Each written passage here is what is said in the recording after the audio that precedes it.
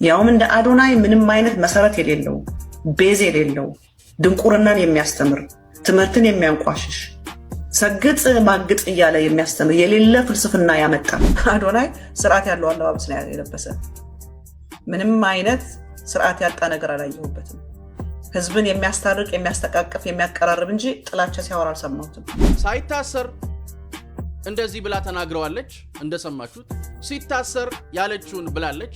ነገ ደግሞ የልጅ ወጣት ነው የጸጥታ ተቋማት መክረው ምናምን ቢፈቱት ሌላ ነገር ትላለች። ሰው ስለ አንድ ሰው በዚህ መጠን የተለያየ ነገር በቀናት ልዩነት እንዴት ይናገራል? በሚመጣው አጀንዳ ልክ ተሰፍተው መታየት የሚችሉ የመጣውን አጀንዳ በሙሉ መልበስ የሚያምራቸው ራሳቸው የፖለቲካ ሐሳብ ሬዲ ሜድ ምን ሲፈጠር ነው? የኢትዮጵያ ፖለቲከኞች ፍላጎታቸው ምንድነው? ተቃዋሚዎች ምንድነው ይፈልጉት? መንግስት ቢሰራም ለመቃወም ባይሰራም ለመቃወም፣ መንግስት ቢያደርግም ለመተቸት ባያደርግም ለመተቸት፣ መንግስት ዝም ቢልም ሊተቹት ቢያወራም ሊተቹት ራሳቸውን አዘጋጅተው ለትችት ድረው የሚጠብቁ አካላቶች አሉ። ጠቅላይ ሚኒስትር ዶክተር አብይ አህመድ በጂ20 አባል ሀገራት ጉባኤ ላይ የሳውዲውን ልዑል አግኝተው ውይይት አድርገው ነበር።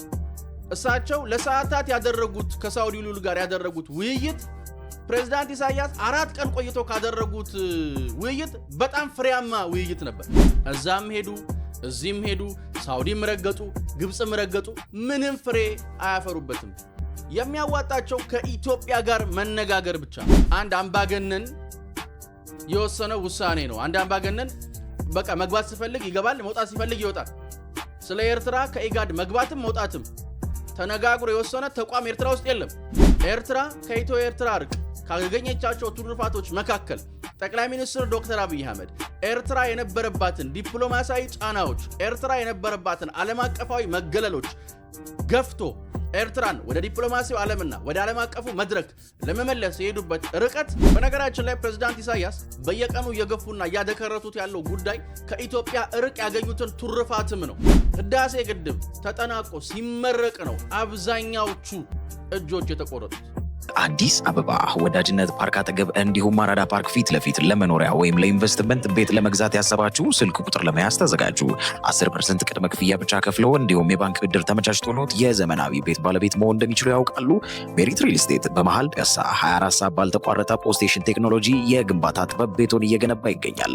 የልጆች መጫወቻ፣ ጂምና ስፓ፣ የመዋኛ ገንዳ፣ የደህንነት ካሜራ፣ የመኪና ማቆሚያ ያለው ይሄ ቀረሽ የማይባል የዘመናችን ቅንጡ የመኖሪያ መንደር እንደየምርጫው ከባለ 1 እስከ ባለ 3 መኝታ በተለያየ ካሬ አማራጭ እየሸጥን እንገኛለን። ምን ይሄ ብቻ 100% ለሚከፍሉ ደንበኞች እስከ 35% የሚደርስ ዳጎስ ያለ ቅናሽ አዘጋጅተናል።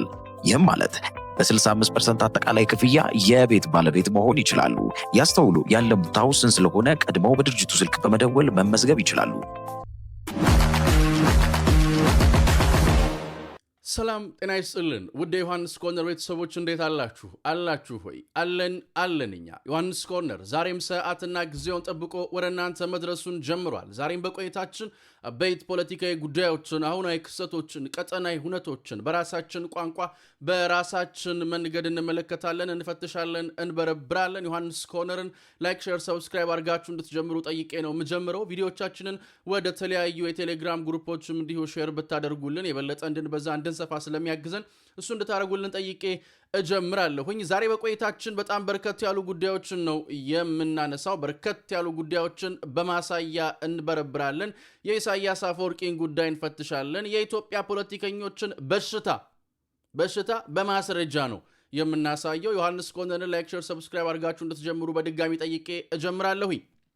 እንግዲህ እንደምታውቁት የኢትዮጵያ ፖለቲካ ሁሌ የምለው ፈገግ የሚያሰኙ ሰዎች በርክተውበታል። በተለይ በተቃዋሚው ጎራ በየዕለቱ የሚያመጡት አጀንዳ እንደው በቃ ፈገግም ያሰኝ ነው። ሰሞኑን እንደውም ትንሽ የአጀንዳ እጥረት አጋጥሟቸዋል። ፎከሩ አስፎከሩ፣ ጠብ ያለ ነገር አጡ፣ ጸጥረጭ ብለዋል። እንደው ምን እንደነካቸው እንጃ። እንደው በቃ አለቀባቸው መሰለኝ። ነገሩ ደግሞ ያልቃልም፣ ለዛም ይመስለኛል። ግን ዛሬ በማስረጃ አንድ ማስረጃ ይዣለሁ።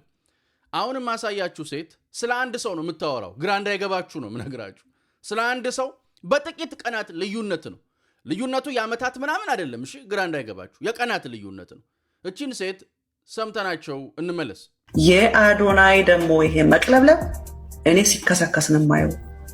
ሟርት አይደለም የምናገረው፣ ጥላቻም አይደለም የምናገረው። አይ ኬር ያውም እንደ አዶናይ ምንም አይነት መሰረት የሌለው ቤዝ የሌለው ድንቁርናን የሚያስተምር ትምህርትን የሚያንቋሽሽ ሰግጥ ማግጥ እያለ የሚያስተምር የሌለ ፍልስፍና ያመጣ ምንም አይነት ትምህርትን ምግባርን ሞራልን ካልቸርን ሁሉ የሚንቅ የሚሰድብ ባህልን የሚሰድብ ሃይማኖትን የሚሰድብ ኤቭሪቲንግን የሚሰድብ መማገጥ መንዘላዘል ከኖርም ውጭ መሆን ዲስኦቤይ ማድረግ እንደዝና የሚያስተምር this is very dangerous very very dangerous እንደሰማችኋቸው ነው እኚህ ሴት እዚህ ጋር እንዲህ ብለዋል አሁን ደግሞ እኚህ ሴት ከዚህ በኋላ ያሉትን እንመልከት ስለዚህ ፍትህ ለአዶናይ እኔ የኔን ፕሮግራም የምትከታተሉ በመላው ዓለም ያላችሁ እነዚህ ልጆች በግፍ ነው የታሰሩት I can speak especially ስለ አዶናይ ምክንያቱም በአለባበስ ነው የታሰሩት ሲባል ሰምቻለሁ አዶናይ ስርዓት ያለው አለባበስ ነው የለበሰ ምንም አይነት ስርዓት ያጣ ነገር አላየሁበትም ህዝብን የሚያስታርቅ የሚያስተቃቅፍ የሚያቀራርብ እንጂ ጥላቻ ሲያወራ አልሰማሁም እንደሰማችሁት ነው የሚያወሩት ስለ አንድ ሰው ነው እንዳልኳችሁ ግራ እንዳይገባችሁ ልዩነቱ የ5 ዓመታት የ10 ዓመታት አይደለም በመሃል ያለው የቀናት ነው በቀናት ውስጥ ነው እኔ ስለ ልጁ ምናምን አይደለም እማወራው ማሳያ ነው ያደረኩት ይሄንን ጉዳይ እንዲህ ናቸው በቃ እንዲህ ናቸው በነገራችን ላይ አሁን ይሄ ልጅ ሳይታሰር እንደዚህ ብላ ተናግረዋለች እንደሰማችሁት ሲታሰር ያለችውን ብላለች ነገ ደግሞ የልጅ ወጣት ነው የጸጥታ ተቋማት መክረው ምናምን ቢፈቱት ሌላ ነገር ትላለች እንደዚህ ናቸው ትላንት ያሉትን ዛሬ አይደግሙ ትላንት የተናገሩትን ዛሬ ደግሞ አይናገሩት አሁን ትላንትና እንደዛ ያለችውን ሰው ነው ወስዳ ደግሞ የሆነ እንትን ውስጥ ለመወሸቅ በምናምን ለማለት እየሞከረች አለችው ምን አይነ ራሳችሁን አታዘቡትም ከዛ ደግሞ እነኚሁ ሰዎች ሰውን ትላንትና ያለውን ዛሬ አይደግምም ለዛውም እንደዛ የሚሉት የዛሬ 5 ዓመት እኮ እንዲህ ብሎ ነበር አሁን ግን እንዲህ አለ አሁን ነኝ ናቸው ጌታቸው ረዳን ትላንት እንደዚህ ብሎ ዛሬ እንደዚህ ያለ ምናምን ብለው እንትን የሚሉት ከዚህ ቀደም ማስረጃ ሳይቻችኋለሁ ብዙ በ5 ቀናት ልዩነት የተናገሩትን የማይደግሙ አቋም የሌላቸው በቃ እንደው ሬዲሜድ ሰዎች አሉ ሬዲሜድ በሚመጣው አጀንዳ ልክ ተሰፍተው መታየት የሚችሉ የመጣውን አጀንዳ በሙሉ መልበስ የሚያምራቸው ለራሳቸው የፖለቲካ ሐሳብ ሬዲሜድ ይሄ ነገር በነገራችን ላይ የነበረ ነው ከዚህ በፊትም መንግስት እንደው እስቲ በትግስት ሌው ምናምን ብሎ ሲል መንግስት ቸልተኛ ነው ይላል መንግስት ልክ ሲያስር አረ ለምን ምናምን ይላል ልክ መንግስት ደግሞ ይቅርታ አድርጎ ሲፈታ አይ መንግስት ምናምን ይላል በእያንዳንዱ ነገር መንግስት ነው የሚቃወሙት ምን ሲፈጠር ነው ታዲያ እናንተ ሰዎች እንደው እርፍ የምትሉት ይሄ የፕሪንሲፕል ጥያቄ ነው በነገራችን ምን ሲያደርግ ነው በተለያዩ ሰዎች አየነው ነው ከዚህ በፊት በጀዋር መሐመድም በአቦይ ስብሃት ነጋም መሰል ጉዳዮች አይተናል መሰል ጉዳዮች ተመልክተናል ምን ሲፈጠር ነው የኢትዮጵያ ፖለቲከኞች ፍላጎታቸው ምንድነው ተቋሚዎች ምንድነው ይፈልጉት ምን ሲሆን ነው እሺ ብለው ቁጭ የሚሉት አሁን ይሄ ልጅ ነገ ቢፈታ አሁን ይሄ ልጅ ወጣት ነው ምናምን ከዛ መንግስት እንትን ብሎ ምናምን ጸጥታ ተቋማት እንትን ብሎ ቢፈቱት እሱ የጸጥታ ተቋማት ስራ ነው እኛ ምንም አናቅ የጸጥታ ተቋማቶቹ ነው የሚያውቁት ነገ ቢፈቱት ደግሞ ሌላ ነገር ይባላል እንደዚህ ናቸው እንዳልኳችሁ እኔ እሱ አይደለም ጉዳይ የሰዎቹን ማሳያ አድርጌ ነው ያመጣሁት እንደዚህ ናቸው ትላንት ያሉትን ዛሬ አይደግሙትም ከዛ እነኚህ ናቸው እንግዲህ በ3 በ4 ቀን ልዩነት የተለያየ ነገር የሚያወሩ ሰዎች ናቸው እንግዲህ እንትን የሚሉትና ይገርመኛል በቃ ሬዲሜድ በእያንዳንዱ ጉዳይ ላይ ለመፈናጠጥ ዝግጁ የሆኑ መንግስት ቢሰራም ለመቃወም ባይሰራም ለመቃወም መንግስት ቢያደርግም ለመተቸት ባያደርግም ለመተቸት መንግስት ዝም ቢልም ሊተቹት ቢያወራም ሊተቹት ራሳቸውን አዘጋጅተው ለትችት ድረው የሚጠብቁ አካላቶች አሉ ግን በቃ እንትን ነው ላይክ ይሄ ሰሞን እንዳነሳ ነው ምርጫ ቢደረግም ባይደረግም ለመተቸት ሬዲ ሆኖ እየጠበቁ ያሉ አካላቶች አሉ ቢደረግ መደረጉን ባይደረግ አለመደረጉን ለመተቸት ተዘጋጅተው ሲጠብቁ የነበሩ አካላቶች አሉ ስለዚህ አሁን ምርጫ ቦርድ ቀን ቆርጦ ምርጫ እንደሚደረግ ተረጋግጧል ስለዚህ አሁን መደረጉን ዝም ብለው ይተቻሉ እንደዚህ ናቸው በቃ እንደዚህ ናቸው በጣም የሚገርመኝ ግን የሆነ ነገር ካገኙ ደግሞ ያሉትን ለውጠው ይመጣሉ ምን ይሉኛል ምናምን የለም ምን ይሉኛል ምናምን የለም፣ ይታዘቡኛል ምናምን የለም። ለራሳቸው ከንፋስ ከአራት ምናምን ቦታ አይተውም። ማፈሪያ አካላቶች ናቸውና እንደዚህ ናቸው። እንደው ማሳያ እንዲሆንም ነው ያመጣሁት። እንግዲህ ስለ አንድ ሰው ነው በቀናት ልዩነት ማለት እኔ አመታት ቢሆን አይገርመኝም፣ የሆነ ነገር ተፈጥሮ ቢሆን አይገርመኝም። ሰው ስለ አንድ ሰው በዚህ መጠን የተለያየ ነገር በቀናት ልዩነት እንዴት ይናገራል? ይሄ የብዙዎቹ ጸባይ ነው። ለዛ ነው እንደ ማሳያ አድርጌ ያመጣሁት። የብዙዎቹ ጸባይ እንደዚህ ናቸው። በቃ ለነሱ ይመቻቸው፣ ለነሱ ሬድሜድ ለቅሶ፣ ለነሱ ሬድሜድ እንባ ይድላቸው እንጂ ጉዳያቸው አይደለም። እንዳልኩት ነገ ደግሞ የልጅ ቢፈታ ሚሉትን እናያለን። ብዙ እንትን ስለማይልና እንደው ፈገግም ስለምታሰኝ ለመግቢያችን አይተነው እንድናልፍም ነው ያመጣሁት። ወደ ዕለቱ አበይት ጉዳያችን ስናልፍ ግን የኢሳያስ አፈወርቂን ጉዳይ እናገኘዋለን። እንደው እኔ ለዚህ ሰው የምትላላኩ ፖለቲከኞች በጣም ነው የምታሳዝኑትም የምታሳፍሩት። ሰውየው ለላኪነት አይደለም ለተላላኪነትም የሚመጥኑ አይመስሉም። ራሳቸው ሳውዲ አረቢያ ሄደው ነበር፣ ተመልሰዋል። መመለሳቸውን ሰምተናል። ተወያይተው የተመለሱበትን የተነጋገሩበትን ጉዳይ ስትሰሙት 4 ቀን አይደለም 4 ሰዓት ይበዛል ሳውዲ ውስጥ መቀመጥ። 4 ቀኑን ተዉት፣ 4 ሰዓት ይበዛል። አዲስ አበባ ወዳጅነት ፓርክ አጠገብ እንዲሁም አራዳ ፓርክ ፊት ለፊት ለመኖሪያ ወይም ለኢንቨስትመንት ቤት ለመግዛት ያሰባችሁ ስልክ ቁጥር ለመያዝ ተዘጋጁ። 10% ቅድመ ክፍያ ብቻ ከፍለው እንዲሁም የባንክ ብድር ተመቻችቶሎት የዘመናዊ ቤት ባለቤት መሆን እንደሚችሉ ያውቃሉ? ሜሪት ሪል ስቴት በመሃል ፒያሳ 24 ሰዓት ባልተቋረጠ ፖስቴሽን ቴክኖሎጂ የግንባታ ጥበብ ቤቶን እየገነባ ይገኛል። የልጆች መጫወቻ፣ ጂምና ስፓ፣ የመዋኛ ገንዳ፣ የደህንነት ካሜራ፣ የመኪና ማቆሚያ ያለው ይሄ ቀረሽ የማይባል የዘመናችን ቅንጡ የመኖሪያ መንደር እንደየምርጫው ከባለ 1 እስከ ባለ 3 መኝታ በተለያየ ካሬ አማራጭ እየሸጥን እንገኛለን። ምን ይሄ ብቻ 100% ለሚከፍሉ ደንበኞች እስከ 35% የሚደርስ ዳጎስ ያለ ቅናሽ አዘጋጅተናል። ይህም ማለት በ65% አጠቃላይ ክፍያ የቤት ባለቤት መሆን ይችላሉ። ያስተውሉ፣ ያለሙት ውስን ስለሆነ ቀድመው በድርጅቱ ስልክ በመደወል መመዝገብ ይችላሉ። ጠቅላይ ሚኒስትር ዶክተር አብይ አህመድ በጂ20 አባል ሀገራት ጉባኤ ላይ የሳውዲውን ልዑል አግኝተው ውይይት አድርገው ነበር። እሳቸው ለሰዓታት ያደረጉት ከሳውዲ ልዑል ጋር ያደረጉት ውይይት ፕሬዝዳንት ኢሳያስ 4 ቀን ቆይቶ ካደረጉት ውይይት በጣም ፍሬያማ ውይይት ነበር። ለምንድን ነው 4 ቀን የቆዩት ተብሎ የሚያስጠይቅ ጉዳይ ነው። ከሳውዲ ወደ አገልግሎት ምናምን ጋር ተወያይተዋል። ከዛ ከኤርትራ ዜጎች ጋር ተወያይተዋል ምናምን የልምድ ውውጥ ለማድረግ ተስማምተዋል ምናምን። ከነገሩን ተነስተን ነው ሐሳብ የምንሰጥ። ያልነገሩንን አናቅ። ያልነገሩን ካለ ማለት ነው ከኖራቸው ከዜጎቻቸው ጋር ውይይት ሳካሄዱ ገንዘብ ቆጥቡ ምናምን ማለታቸውን ነው የተሰማው። ግን 4 ቀናት ቆይተው ምንም ፍሬ አልባ ውይይት ነው አድርገው የተመለሱት። አንድም ስምምነት፣ አንድም ለኤርትራ የሚጠቅም ነጥብ፣ አንድም ስለ ኤርትራ ረብ ያለው ነገር ውይይት አልተካሄደም።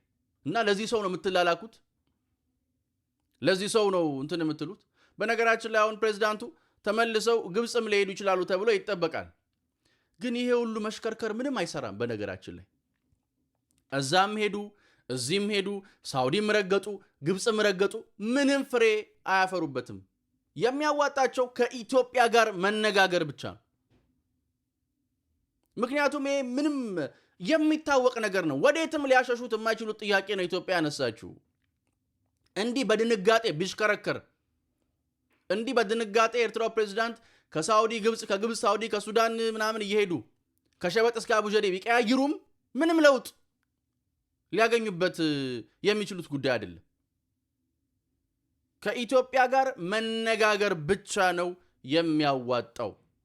እኔ ከቀጠናው ሀገራት ጋር እንደዚህ ውጥንቅጥ ውስጥ ገብቶ እንትን ማለት ብዙ አዋጭ እየመሰለኝ አይደለምም። ከሰሞኑ ሰምታችኋል፣ ከኢጋድ ለቀዋል። ከኢጋድ መልቀቃቸውን ተከትሎ በአፍሪካ ህብረት የኢትዮጵያ ቋሚ መልእክተኛም ሐሳባቸውን አስፍረዋልና ሰሞኑን እንዳልኳችሁ ሳይገቡ ነው የወጡት። እሳቸው ብቻ አይደለም፣ ጅቡቲም ሐሳቧን ገልጻለች። ቲቦር ናዥም ሐሳባቸውን ገልጸዋል። ቲቦር ናጂ እንዳውም በጣም ነው ያፌዙባቸው። አንድ አምባገነን የወሰነው ውሳኔ ነው። አንድ አምባገነን በቃ መግባት ሲፈልግ ይገባል፣ መውጣት ሲፈልግ ይወጣል። ስለ ኤርትራ ከኢጋድ መግባትም መውጣትም ተነጋግሮ የወሰነ ተቋም ኤርትራ ውስጥ የለም። ሲደብረው ይወጣል፣ ሳይደብረው ይገባል። ግን እንደወጡ መረጃዎች ኤርትራ ባለፉት 2 ዓመት ተኩል በኢጋድ ውስጥ ስትቀመጥ አንድም መዋጮ አላዋጣችም፣ ገንዘብ አላዋጣችም፣ ሐሳብ አላዋጣችም፣ ምንም አላደረገችም። ከዛ ድርጅቱ እኮ አይረባም፣ አያስኬድም፣ ይሄ ከራሳቸው የሚጠበቀውን ነገር ሳያደርጉ፣ ከራሳቸው ማድረግ ያለባቸውን ነገር ሳያቀርቡ፣ ከራሳቸው የሚጠበቁ ነገሮችን ሳያዋጡ ድርጅቱን ማጥላላት፣ ሳይገቡ ወጡ ማለት ነው።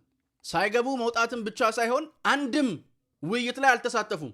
2 ዓመት ተኩል ሲቀመጡ እንዳልኳችሁ ወጥተው ከ15 ዓመታት በኋላ ነው ተመልሶ የመጡት። በነገራችን ላይ ፕሬዝዳንት ኢሳያስ በየቀኑ እየገፉና እያደከረቱት ያለው ጉዳይ ከኢትዮጵያ እርቅ ያገኙትን ቱርፋትም ነው። ጠቅላይ ሚኒስትር ዶክተር አብይ አህመድ ወደ ቀጠናው ወደ ጠቅላይ ሚኒስትርነት ስልጣናቸው ሲመጡ፣ ወደ ኢትዮጵያ ጠቅላይ ሚኒስትርነት ሲመጡ ለቀጠናው በጣም በርካታ ስራዎችን ሰርተዋል የማይካዱ። ከሱዳን እስከ ደቡብ ሱዳን፣ ከደቡብ ሱዳን እስከ ሶማሊያ፣ ከሶማሊያ እስከ ሶማሌላንድ፣ ከሶማሌላንድ እስከ ኤርትራ ተመላልሰው በጣም በርካታ ስራዎችን ሰርተዋል። ለዚህ ምስክር መሆን የሚችሉ ተቋማቶች አሉ። ኢጋድን ጨምሮ አፍሪካ ህብረት፣ የአፍሪካ ህብረት ሊቀመንበርን፣ የአፍሪካ ህብረት ኮሚሽነር የነበሩ ሀገራትን ጨምሮ ምስክር መሆን ይችላሉ። ኤርትራ ከኢትዮ ኤርትራ እርቅ ካገኘቻቸው ትሩፋቶች መካከል ጠቅላይ ሚኒስትር ዶክተር አብይ አህመድ ኤርትራ የነበረባትን ዲፕሎማሲያዊ ጫናዎች፣ ኤርትራ የነበረባትን ዓለም አቀፋዊ መገለሎች ገፍቶ ኤርትራን ወደ ዲፕሎማሲው ዓለምና ወደ ዓለም አቀፉ መድረክ ለመመለስ የሄዱበት ርቀት በታሪክ የሚያስመሰግናቸው ነው። ይሄን ንፉግ ሻዕቢያ መንግስት እንደው ተደርጎለት እንዳልተደረገለት ሆነ እንጂ በጣም በርካታ ነገሮችን አድርገዋል። ወደ ኢጋድም የተመለሰበትን ስራ ሰርተውለታል። ተመልሶም ግን አንድ ቀን አጀንዳ አላዋጣም። አንድ ቀን በአጀንዳ ላይ አልተነጋገረም። አጀንዳ ማዋጣቱን ገንዘብ አላዋጣም። ከዛ ሲለቅ ድርጅቱ አይረባም። ምን አርገሃል ነው። ጅቡቲም መሰል አይነት ሐሳብ ነው የሰነዘረችው። ኤርትራን መነጠል ነው የዚህ ሰውዬ የመጨረሻ ግቡ፣ ማግለል ነው። ከዛ እየተሽከረከረ ሰው ሀገር 15 ቀን 5 ቀን 4 ቀን እየተቀመጠ ይመጣል። መሸሽ ነው መሰለኝ የያዘው። ምንም እንትን የለውም። ቆይቶም ደግሞ ረብ የለውም። እንዳልኳችሁ ሳውዲ ቆይቶ አደረገ የተባለው ነገር 4 ቀን አይደለም 4 ሰዓት ይበዛበታል። 4 ቀን አይደለም 4 ሰዓት። ከዛ ለዚህ ሰው የሚላላኩ ሰዎች አሉ። ለእንዲህ አይነት ሰው የሚላላኩ፣ ለእንዲህ አይነት ሰው ሀገራቸውን አሳልፈው የሚሰጡ ሲሆን ይህን ሰውዬ ማለት ነው ታግለህ ኤርትራንም ነው ነፃ ማውጣት ያለብህ ከእንዲህ አይነት ሰው። ሲንጋፖር ትሆናለች የተባለችን ሀገር ፕሮፑር አድርጎ ቁጭ ያደረገ፣ ሀገሩን የሀገር መቄዶንያ ያደረገ፣ ወጣቱን ያሰደደ የጨረሰ፣ ከዛ ዛሬም በ80 ዓመቱ ወዲያ ወዲህ እያለ መራመድ አቅቶት አይተናል። ሱዳን ላይ አልቡርሃንን ነቅነቅ አድርጎ ሰላም ማለት አቅቶት ሲወዛወዙ ፕሬዚዳንት ኢሳያስ አይተናቸዋል። እንደዚህ አይነት ሆኖ ያለን ሰው ትላላካለህ። ይገርመኛል። ደግሞ እኔ የሚገርመኝ አንድ አዛውንት ለአንድ አዛውንት ሲላላክ፣ አሁን ያኛው እንግሊዝ ሀገር ያለው ተላላኪው አንድ አይነት ናቸው። በቃ ደራሳቸው ክብር የላቸው እና ፕሬዚዳንት ኢሳያስ ሊቀበሉት የሚገባቸው አንድ ጉዳይ ኢትዮጵያ በቀጠናውም በዓለም አቀፋዊ የዲፕሎማሲያዊ ጨዋታውን ብልጫ ይዛለች። ኤርትራስ በየዕለቱ ከዲፕሎማሲውም ከዓለም አቀፋዊ መድረክም እየተገፋች እየተገለለች ነው። በራሷ እጅ በሻዕቢያ እጅ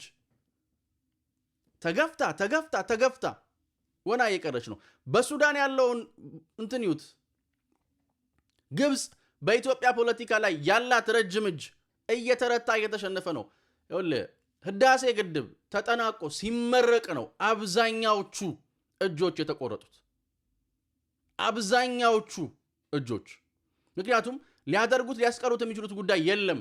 የግድቡ ጣጣ እንባቸው እንደቀጠለ ለቅሷቸው እንደቀጠለ ቢሆንም ቅሉ ማለት እንዲያም ማለ እንዲህም ማለ ግን ልካችሁም ትርፍ አላመጣችሁም ተላልካችሁም ትርፍ አላመጣችሁ ተላላኪዎቻችሁም ትርፍ አላመጡላችሁም እኔ እኮ የላኪ እኔ እንዴት እንደሆነ እኮ በተዋረድ ነው የሚላላኩት በተዋረድ አንዱ ለአንዱ ይላላካል አንዲቷ ኢትዮጵያ ላይ ማለት አንዲቷ ኢትዮጵያ ግን ቀጥ ብለው በሰሩ ልጆቿ ቀጥ ብለው ባጸኑ ልጆቿ ከፍ ብለው በታዩ ልጆቿ ማሸነፍ ቻለች ከፍ ማለት ቻለች እያንዳንዱን ቀጠናዊ ጨዋታ ወደ ኋላ መለስ ብሎ ማየት ነው አንተ ከኢጋድ የሚለቀውን ሰው ከኢጋድ መልቀቅ አይደለም እያንዳንዱ ዓለም ላይ ባሉ ተቋማት ለምን አረብ ሊግ አይሆንም ገብቼ የሀገሬን ድምጽ አሰማለሁ ከሚል ጠንካራ መንግስት ጋር እንዴት ታወዳድራለህ በባለ ብዙ የዲፕሎማሲያዊ ግንኙነት ከሁሉም ዓለም ላይ ካሉ ሀገራት ጋር የሀገርን ጥቅም ያስቀደመ የጋራ ጥቅምን መሰረት ያደረገ አብሮ መኖርን በደንብ አድርጎ መደልደል የሚችል የዲፕሎማሲ መንገድን እየተከተለ ካለ መንግስት ጋር ከራሱ ጋር የማይግባባ መንግስት እንዴት ታወዳድራለህ ሰው ዓለም ላይ የሚመሰረቱ ህብረቶች እየሄደ ይገባል ኢትዮጵያ ዓለም ላይ ባሉ ህብረቶች በሙሉ ድምጿን ለማሰማት ከፍ ብላ ትታያለች አይደለም የራሷን የአፍሪካን ድምጽ ለማሰማት እንደ G20 ባሉ ጉባኤዎች ላይ ጭምር ከፍ ያለ የበላይነቷን አስጠብቃ ትሄዳለች ይሄ እዚህ ከኢጋዱ ላይ የለቀቀ ሀገር ያደከረታል ደሞ ያቃልላል ከሱም ብዙ ኢትዮጵያ እንደ ኮፕ 32 ያሉ ዓለም አቀፍ ጉባኤዎች እንድታስተናግድ በሙሉ ድምጽ ትመረጣለች ገና ስንትና ስንት ሺህ ዲፕሎማቶች ልትቀበል ሽርጉድ ላይ ናት እሱንቶ አዲስ አበባ በህንዱ ጠቅላይ ሚኒስትር ፎቶ አሸብርቃለች ስንት የዲፕሎማሲ ስራ እየሰራች ያለችን ሀገርና እየሰሩ ያሉ መሪዎችን ከጎረቤቶቹ ህብረት እንኳን ተስማምቶ መቆየት ያልቻለን ሰው ምን ብለ ነው የምታወዳድረው ጤነኛ ከሆንክ ይሄንም ያነጻጽሩ ሰዎች እንደው ትንሽ የሆነ የጤና መጓደል ሳይኖርባቸው አይቀርም በርግጥ ይኖርባቸዋል ላይኖርባቸው አይችልም እኔ ይመስለኛል የሚኖርባቸው ካልሆነ ወይ አቅራቢያቸው ወዳለ የጤና ተቋማት ቢሄዱ ነው የሚሻሉ እንዲማለ ግን ሰውየው የሳውዲ ጉብኝታቸው የደከረተ በቀጣይ ሄዱበታል ተብሎ የሚገመቱ መንገዶችም ትርፍ የሌሉባቸው ይልቁንስም ያዋጣው ቁጭ ብሎ ከ4 ኪሎ መንግስት ጋር መነጋገር ነው አለበለዚያ ወፍ የለም ይላል ያራዳ ልጅ ጠብ የሚል ነገር የለምና ከዛ አንፃር ማየት የግድ ነው ለማለት ነው እኛ ግን ሁሌም እንደምንለው እንደማይለወጥ አንድና ውድ ቃል አዲስ ትውልድ አዲስ ተስፋ ሁሉም ጥሩ ይሆናል ሁሉም በጎ ይሆናል ሁሉም ሸጋ ይሆናል የኔና የናንተ ሀገርም እንደ ልማዷ ታሸንፋለች እንደ ልማዷ ድል ታደርጋለች ፈጣሪ ኢትዮጵያና ህዝቦቿን አብዝቶ ይባርክ ውድ ዮሐንስ ኮርነር ቤተሰቦች ቸር ቆዩን የነገሰ ይበለን ቺርስ